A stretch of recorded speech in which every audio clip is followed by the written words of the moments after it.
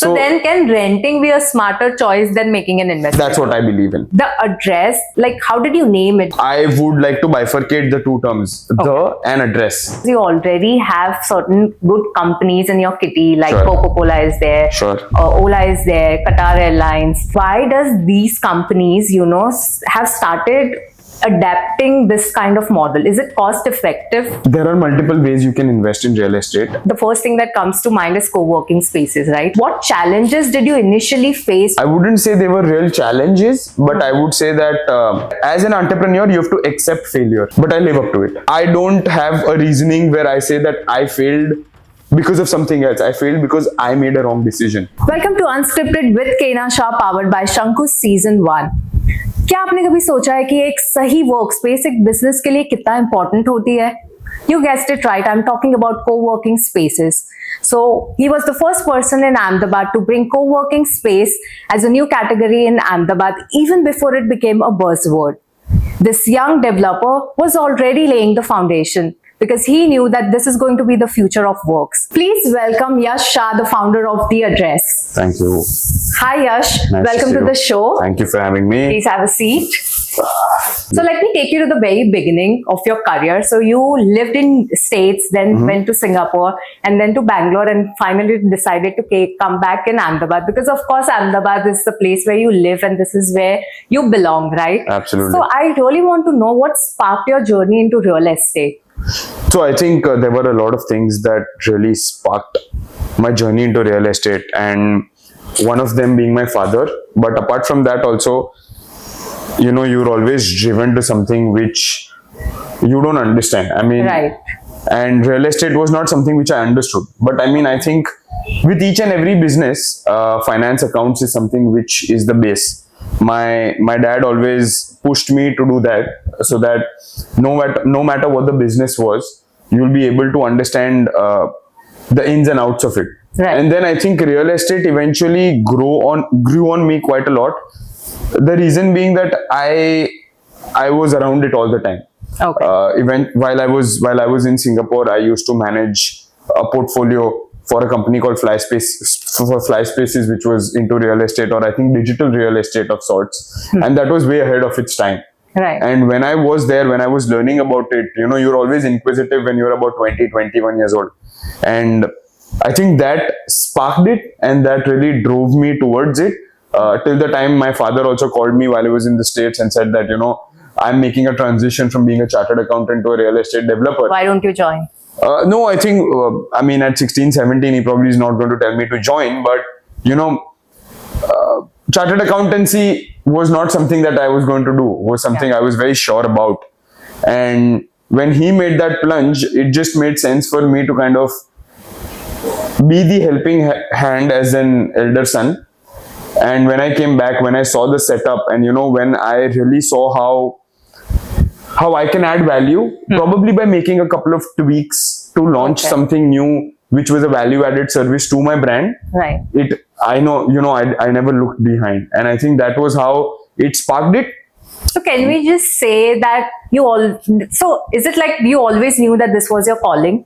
No, not really, because while I got into it, right, I understood that this is not just an account or a finance game. This has a lot of technical complications, or you have to be technically extremely strong. Right. And you see buildings in Dubai, you see buildings in Singapore, you see buildings across the world, and then you come to a place like India, and that to Ahmedabad. Yeah. Which was back in the day a tier 2 city.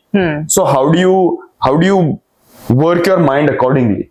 Right. And then I realized that it was something that you really definitely need to tweak. Make changes to.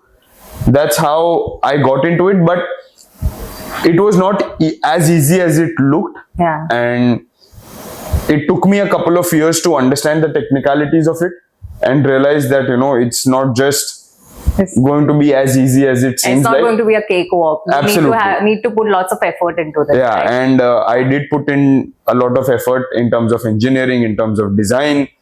And, I'm not an engineer, I'm not a designer, but when you really stand strong on the ground for time and time again, Right.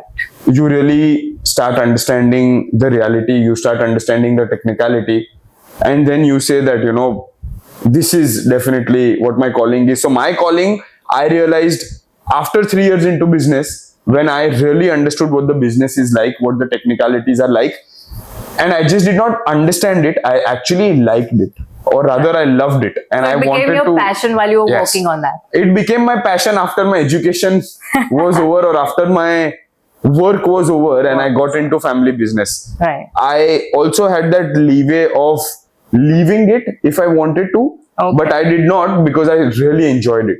And I mean, again, I have decided that it can be a small office which is about 1,000 square feet, or it can be a 1 lakh square feet. The day I do not enjoy it, I might as well, you know, stop it. But yeah. I know for a fact that even in this moment, 8 years strong, I absolutely love Yeah, what so I you do. are like me. If you are doing something, you'll put everything into it. Otherwise, Absolutely. you won't do it. Absolutely. Right?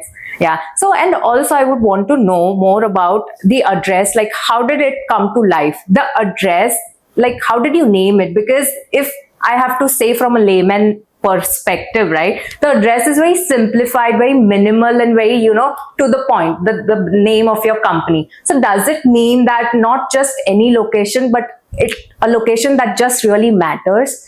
So yeah, I think very close, but I would like to bifurcate the two terms, the and address. Yeah. The was like the powerful word which added value, that it is the address. The address, yeah. And address is something which everybody wants for their businesses. Yeah. You want a powerful address, you want something which is, if you were to come to my office space, or if you were to come to a place, and you know, when they speak about that building, when they speak about a brand, you like, wow, this is it. Yeah. I wanted that to be, this is it. And Right. hence the name came through of the address, is that they are at that right place. And that has a lot to do with the buildings that we have across India as well. Right. We have all AAA grade plus supplies. Okay. And that's what we really do. That's who we are. Okay. And we believe that we want to give the address to each and everyone across the country, across the globe, eventually, so that, you know, they don't have to worry about their businesses. They don't have to Yeah. worry about thinking what the other person is going to be thinking. From the smallest entrepreneur to the smallest organization to the largest of them, Yeah. what is one thing that they take pride in? Their office space, their address. And I want to be the address for them. I think you have successfully, you know, been in this business for 8 years, and Yes. you are serving the real purpose. Sure. And I think we're very close, yes, Yeah. to doing what we really do. Right. So when we talk about address, so the first thing that comes to mind is co-working spaces, right? Sure. So initially when I heard about co-working space, when you started, I guess in 2018, if I'm not wrong. Yes. Yeah. So at that point of time, we just had a conversation with friends, right? So at that point of time, somebody just very rightly came, you know, there was this discussion that co-working space, like Yash is coming up with this space, right? Something like that. So the first thing that came to my mind was co-working space itself was a very new concept in Ahmedabad, right? Sure. So for me to digest in terms of, okay, first of all, what is co-working space and how will this model be scalable in Ahmedabad city?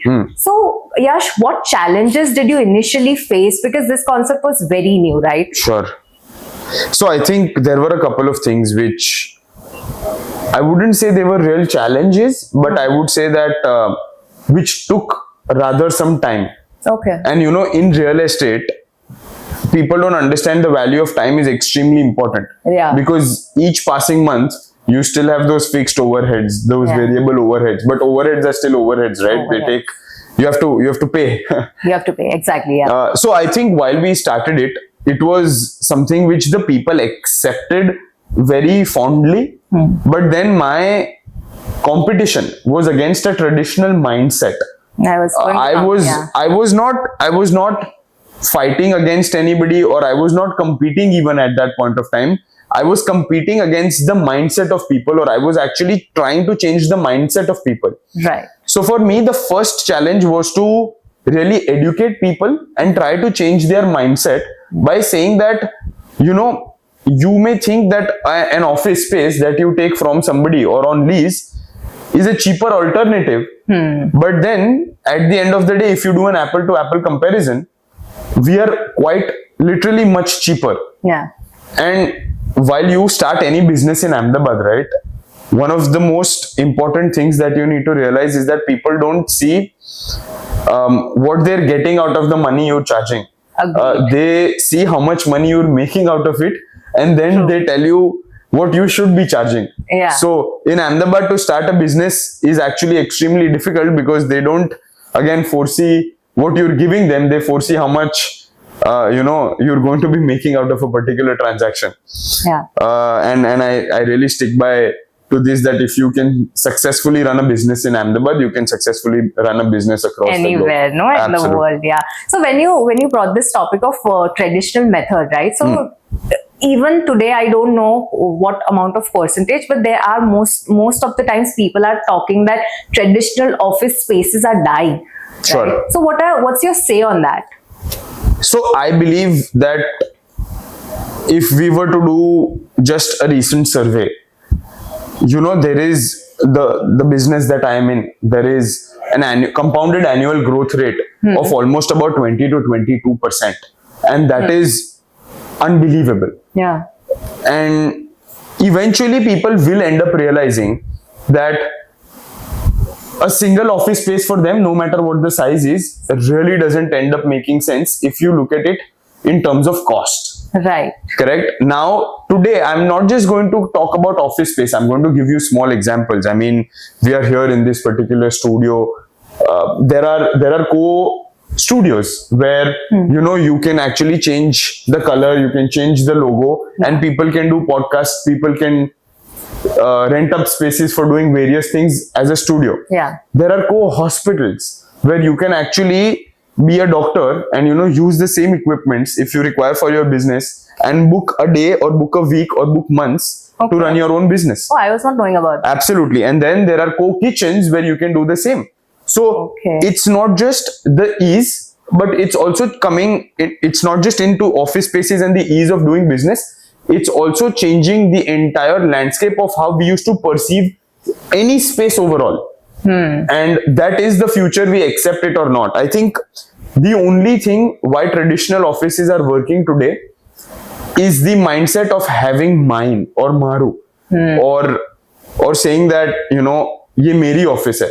In that entire scenario also, the office is yours, the entrance is yours, everything is yours. But that acceptance is what is going to drive the change.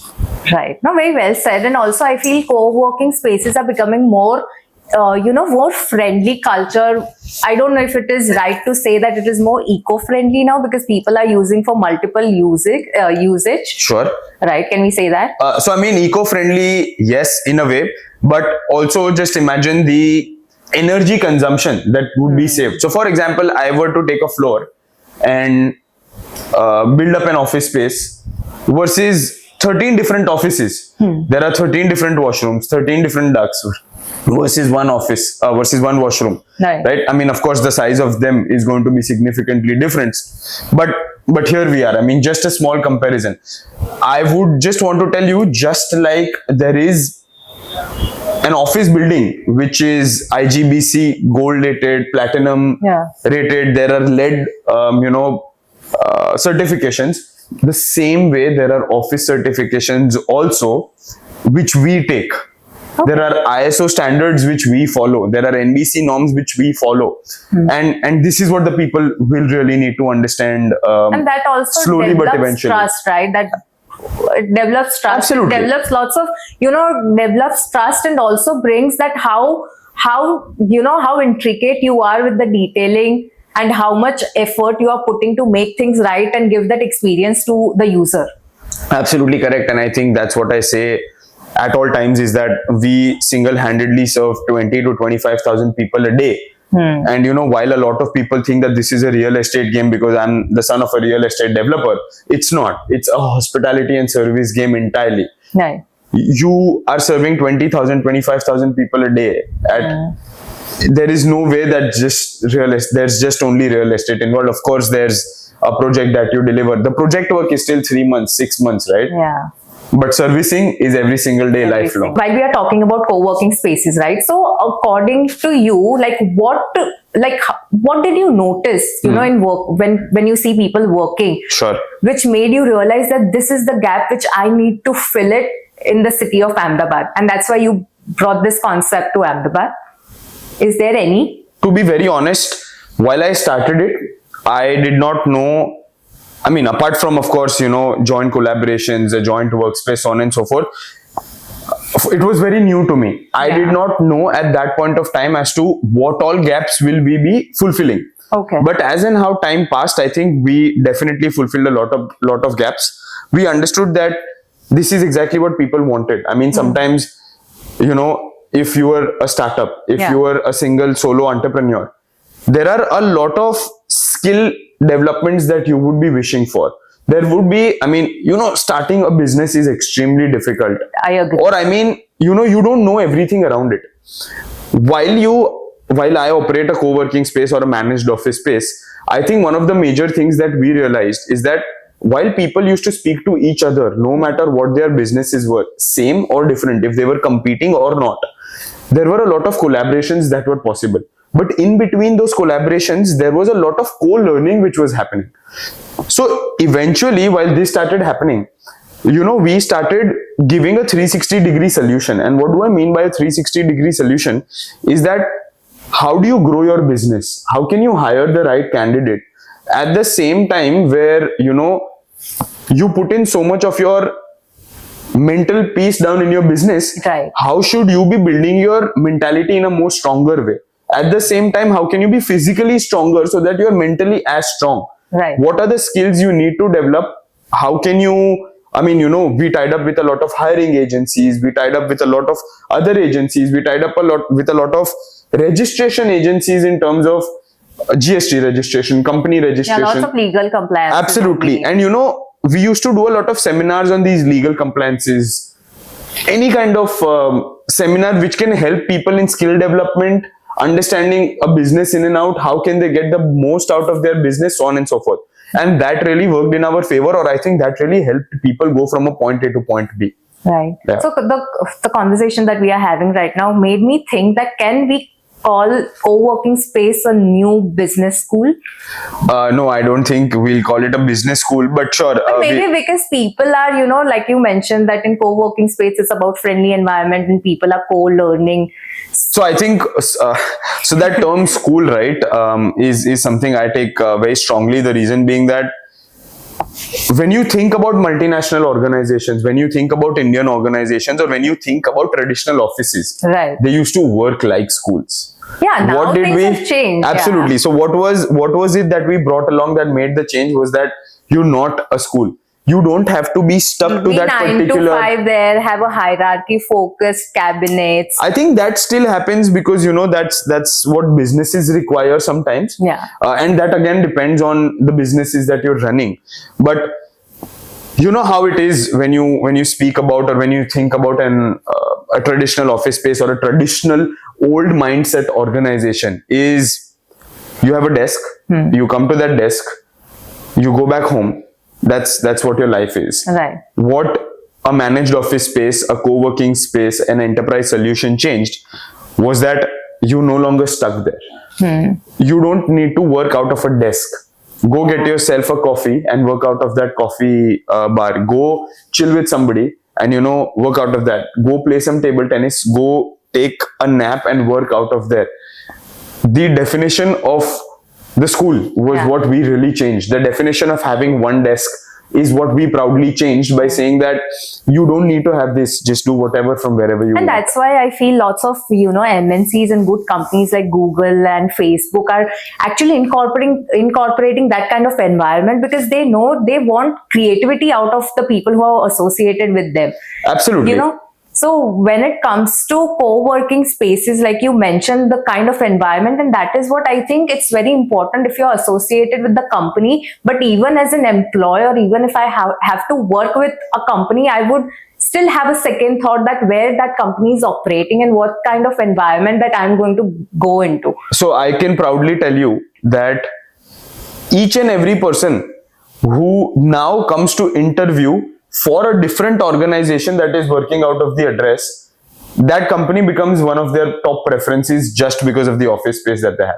That's and nice. One of the major things that we realized is, which a lot of people actually don't end up realizing who are building traditional office spaces, is that you really, out of the 24 hours that you have in a day, 6 to 8 hours go as your, relaxation time, which is sleeping. Right. You're left with 16 hours a day to 18 hours a day. Out of those 18 hours, you spend more than 50% of your time at an office space. Agreed. How do you not nail that? Or when you're spending 50% of your day, more than 40% of your week at a particular location, how do you not have everything in there which is taking care of you, so that there is no problem at any particular point of time? And that mindset is what I work with. That is the mindset which I change, or that is the change that I'm trying to bring, or we're trying to bring as the address, as spaces, as complete care into day-to-day lives of people, so that they don't have to worry or they don't have to think about anything else. So do you think that design plays an important role when it comes to, co-working space to make them successful? Because while I was, when I came to your office, and the passage was very beautifully done, Sure. because I am a designer and a stylist. So I was noticing everything, the colors, the harmony, the balancing, and the space that, people would come and sit if they are done with their work. So what do you think that matters when it comes to co-working spaces, the design part?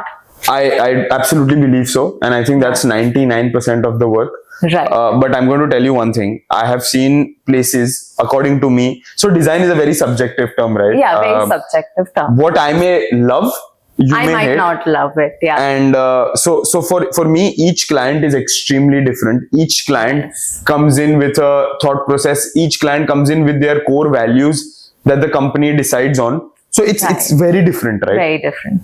But at the end of the day, one thing that I've realized, even when I've seen lot more better design spaces than my space, is that at the end of the day, the vibe is the most important thing. Agreed. Yeah, And design and vibe. Sorry, I forgot And the that word is vibe. something which is not in my hands. The vibe is what the people bring in. Bring it, yeah. And we try to get the best out of them. We try to get the best vibe. And I think our marketing team, our social media team, our events team does a fabulous job at it. Right. But yeah, I think that is what defines a space. I mean, no matter what, you may have a little dull space in your opinion, but at the end of the day, if the people are great, if the vibe is beautiful, if the vibe is lively, you're always going to have a great time. So is there any one feature or an exceptional feature that you thought really worked for your space? There is, but I'm not going to say it out loud.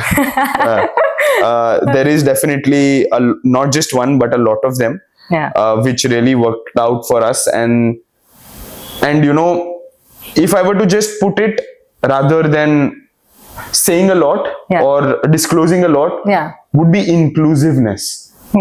From the moment, see, I mean, the decision maker of anybody who's going to be taking up an office space, no matter 30 people, 50 people, 500 people, 1,000 people, are going to be 5 to 10 people maximum. But the most difficult part of running this business is when those 1,000 people or 50 people or 500 people walk into the office space on day one. How can you make them feel inclusive? Yeah. The inclusiveness, the experience, absolutely, is what changes everything.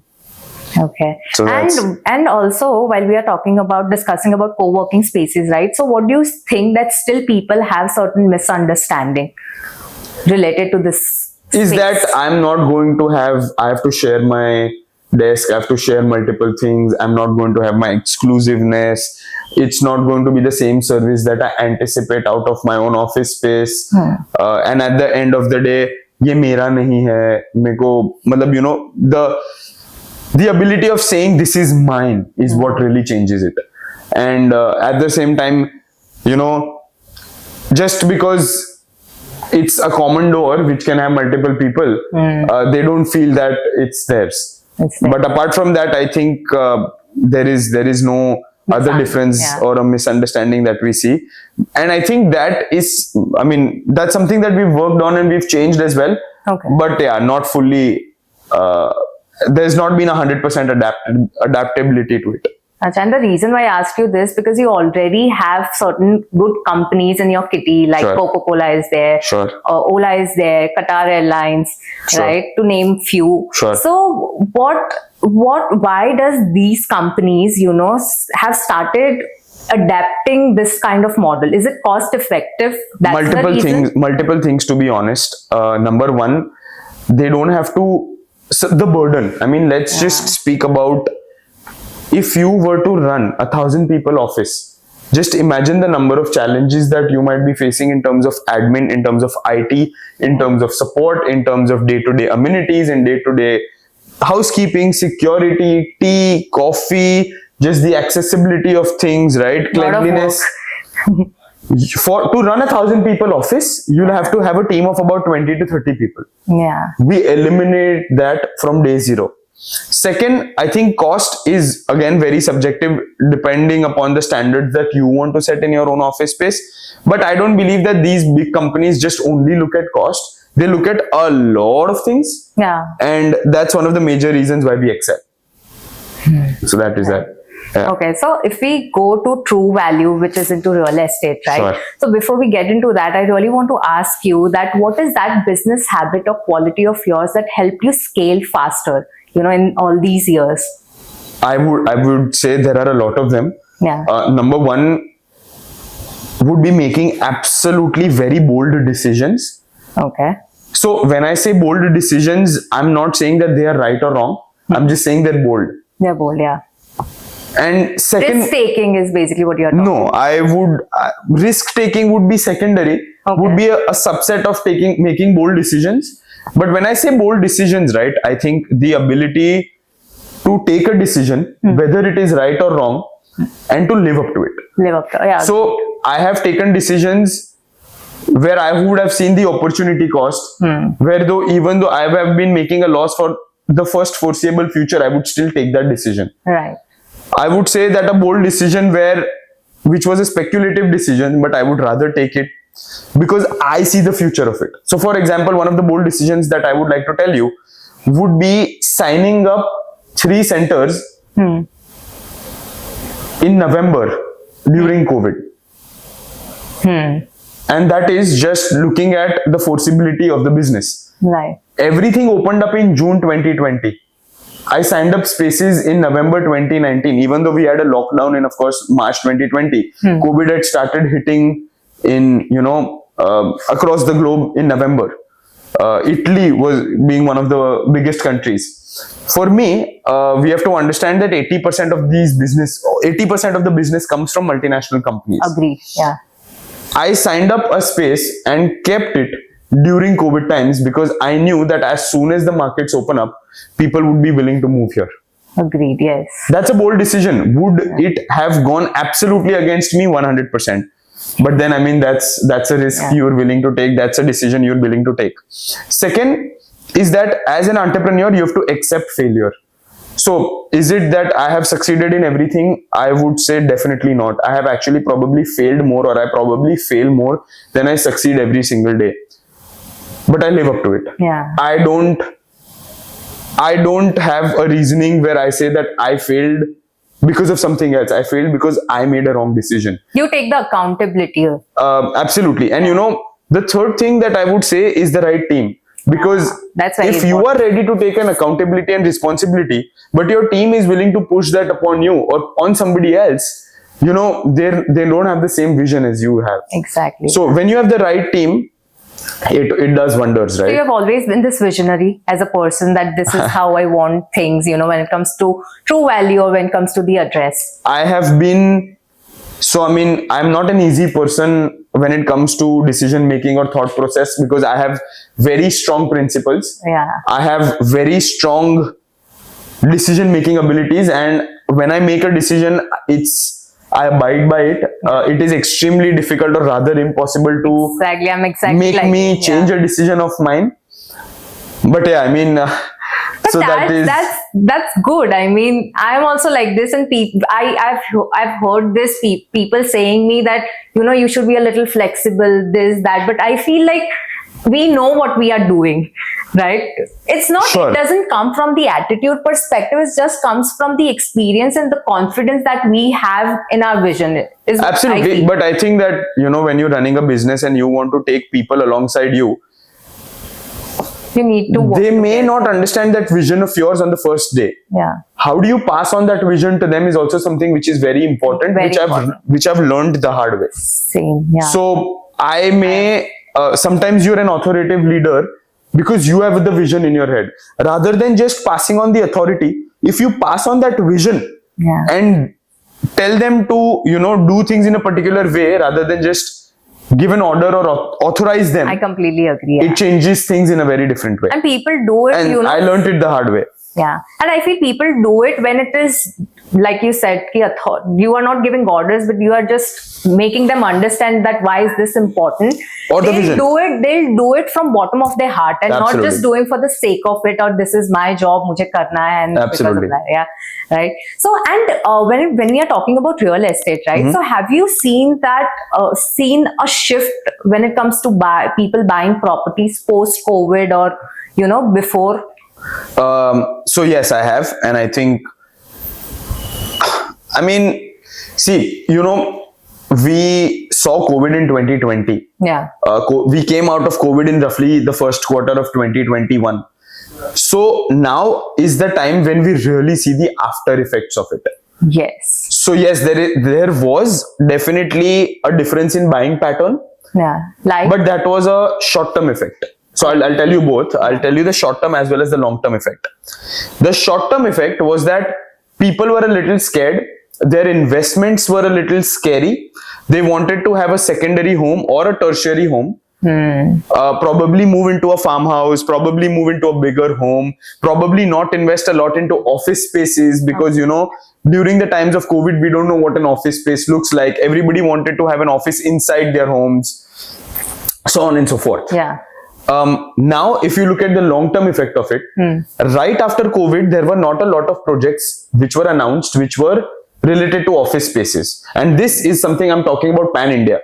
I'm not talking about something which was announced right before COVID or before COVID, which was implemented after COVID. I'm talking about just announcements of projects related to residential versus commercial after COVID. Achha, okay. Today, in 2025, let me just speak to you about Ahmedabad. We do not have supply for office spaces, while the demand has boosted.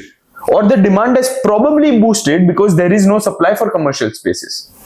Okay, and what is the reason behind this? Because right after COVID, if I were to put my insight as a developer, what would I have put as a project? Probably a residential project. Yeah. And why is that? Probably a land, probably a project which is related to farmhouses, a co-development where people are buying a piece of land from me and making their own houses somewhere far away or as a secondary investment for them. From 2020 last quarter or 2021 first quarter to 2023 last quarter or 2024 first quarter, people did not announce commercial projects because they were scared as to what would be the profits or what would be the sellability of it, to which in a way as a developer I understand and I agree to the mentality, because residential markets were doing so well that it was scary to put a commercial project. Right. But now that was a short-term effect. A short-term effect is usually between 1 to 3 years. Now that 3-year phase has passed and we are into the long-term effect, where today there are so many apartments on a single road, on a single span of 5 kilometers. You have 1,200 luxurious apartments coming in, while as the sellability of that has gone down erratically, which troubles the developers. While as on the commercial aspect of it, there are only 2 to 4 projects which are coming up, which are seeing a rapid sale. And today, if I were to, I would definitely want to come up with a commercial project. And this is what is happening again.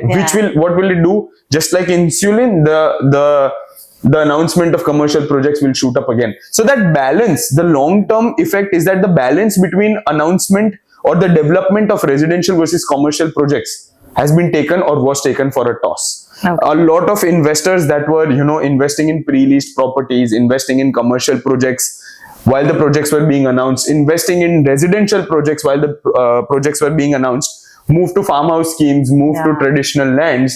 And then when they understood that this is a very long-term gain and you don't see the returns out of it in one go, well, they moved back. And again, the land market, I would not say saw a slowdown, because the people who were investing and doing that business the consumption level has decreased.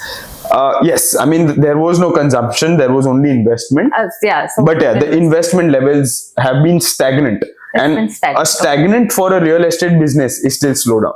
Okay. So that's what we've been facing since 2024 November or Diwali 2024.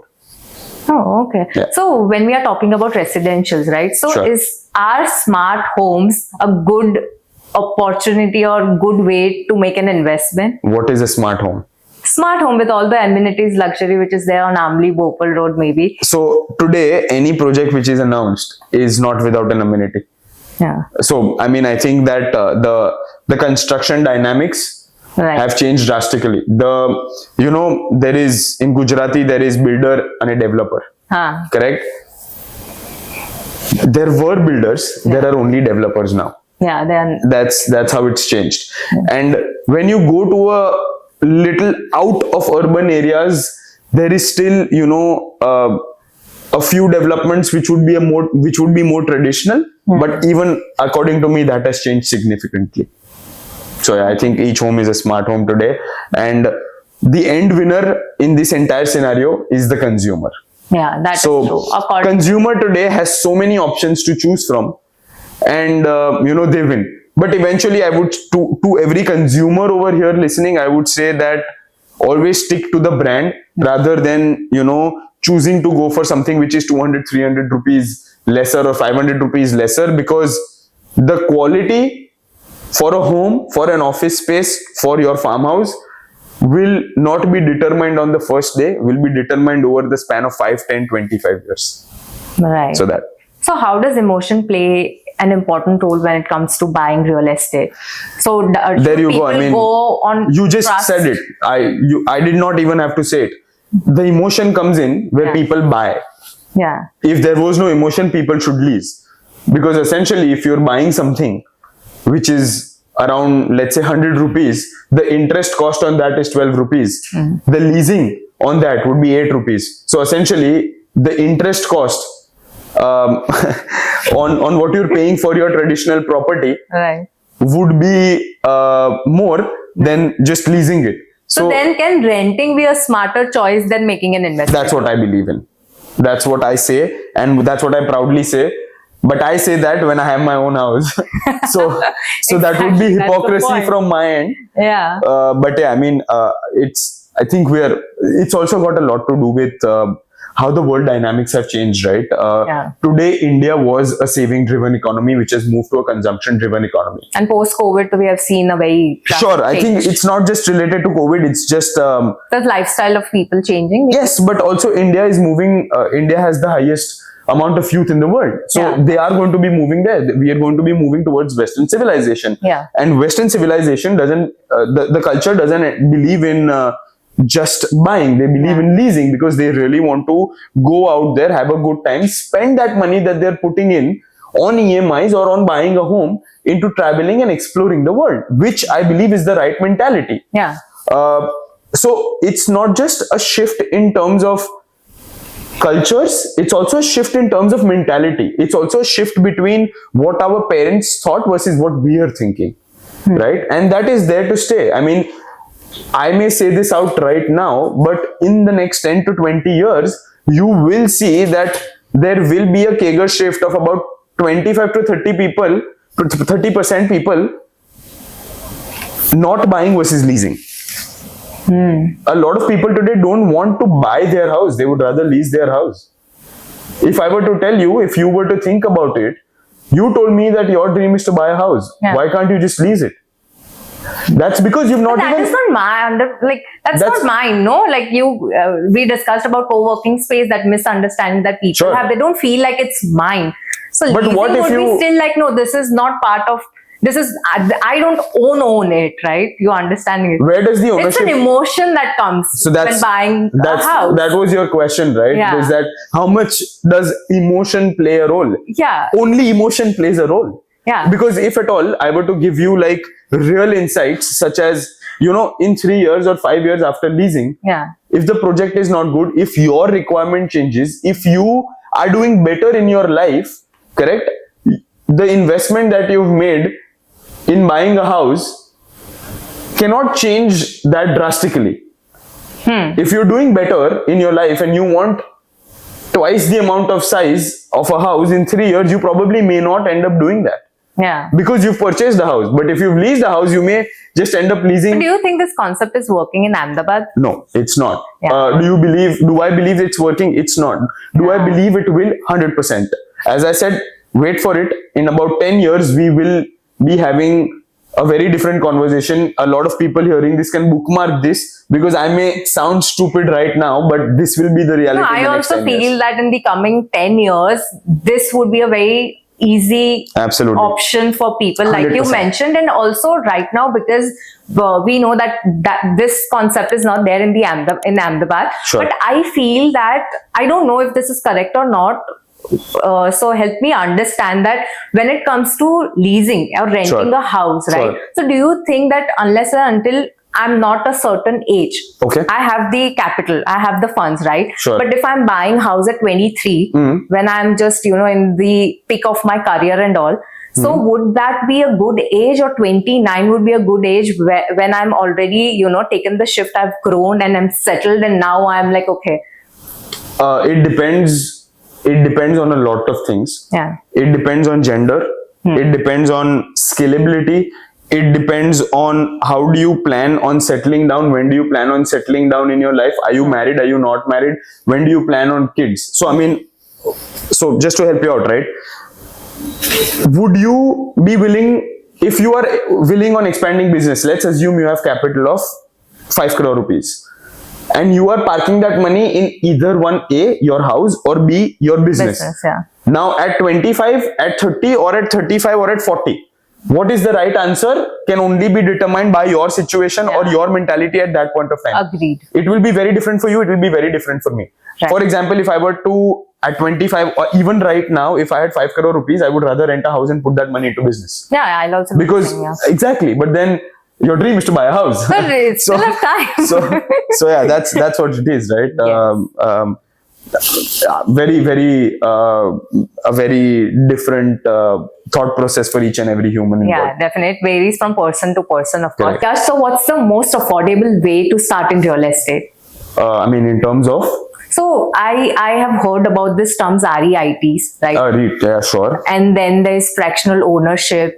sure. So how, I think they are more friendly when it comes to somebody who is actually about to or thinking about starting or investing into real estate. So how does it work? I think that there are multiple ways you can invest in real estate. Of course, there are a lot of real estate companies that are actually also listed Okay. on the stock exchange. Right. But apart from that, REIT is a good platform, relatively new. There are now NFTs as Are well. they trustworthy? Sure, it depends on which brand is. See, when it comes to trustworthy, no matter the quantum of the investment, correct? Right. You essentially do not just put it on a particular property. You also put it on the brand. You also put it on the developer. You also put it on the name of the who's taken it on rent, so on and so forth. So sure, there are today n number. I'm not just saying REIT, or I'm not just saying one or two, but there are n number of things in which you can invest into real estate pertaining to your bandwidth, correct? Yeah. But I would always say that if you have, it depends on the amount as well. I would always say that if you have about 1 to 2 lakh rupees in real estate, investment doesn't make sense. Invest it elsewhere. Of course, yeah. But so hence I'm saying that at any point of time, depending upon the amount it makes, you'll have to decide on what makes a fruitful investment.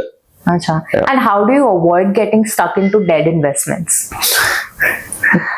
Because this is, I think, a lot of people face this problem.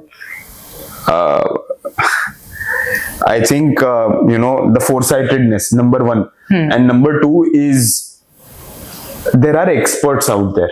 There are people, there are brokers, there are channel partners who do this for you, who understand and who manage your portfolio, just like how, wealth managers manage your portfolio for stock exchanges. There are channel partners, brokers, firms who actually manage your portfolio for real estate also. Oh. There are funds you can invest in. There are so many funds you can invest in, which does not only put in money. into one particular assets. They put in money into a lot of different things. So invest into a fund instead, or give your portfolio to be managed to somebody who knows this in and out. Yeah. Don't try to be the jack of all, where you become the master of none by investing just by yourself. Correct? Because sometimes what happens is that you may end up taking a brilliant property which is pre-leased, but then at the end of the day, if the tenant goes bankrupt, Yeah. correct, there's nothing you're going to be able to do. Sure, that place is going to be filled by some other tenant in due course of time with some changes, but so on and so still, forth. yeah. But then Contingency there is also plan an and opportunity cost lost, which comes into perspective. Okay. So that is that. And what's the boldest prediction that you can think about when it comes to real estate in the next 10 years? I think India is going to be not just in terms of real estate, but in terms of any kind of a superpower. In terms of anything, India is going to be the next superpower of the world. Okay. The next 20 years belong to India. Just for a beginning, and then we'll take You're it very up from there. optimistic.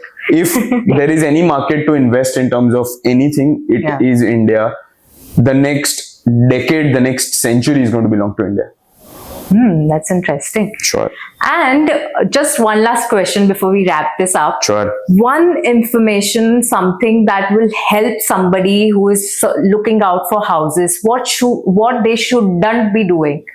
जेवी रीतना, I mean, so I think परंपरा, प्रतिष्ठा, अनुशासन के जैसा, I think quality is what they should always search for. Right. Not just in terms of कोई वास्तु बेच रहा है, कोई 4 BHK के साथ 2.5 BH, मतलब 2 किचन बेच रहा है, 2 balcony बेच रहा है. Amenities मत देखो, you have to stay in a particular house. Correct? उसकी quality देखो, उसकी height देखो, आपकी requirement देखो, and then make that decision. I mean, if at all something is not fitting into your budget, wait for some time rather than going for something which is, आप makeshift arrangement मत करो, थोड़ा wait करके वही लो जो आपको लेना है, rather than, which is quality of course, rather than just going for just no makeshift arrangements. Right. मन मत मारो, वही लो जो आपको लेना है. And does location matters when it comes to real estate? 100%. 100%. 100%. And how you as a developer build trust, because you work on no marketing strategy, right? Absolutely. And I think this is a brilliant question. I think one of my USP, one of our USP, one of True Value's USP is that we don't spend in marketing because that budget is what we put in our projects. Yeah. To do betterment for the people. Correct? We don't want to spend money on something which is going to pull people in. If I make quality work, if I make things which people are going to like, and if I am investing the same money in my projects, the people are going to like it. Correct? So that's what has been our motto. That's what's going to be our motto, our USP forever.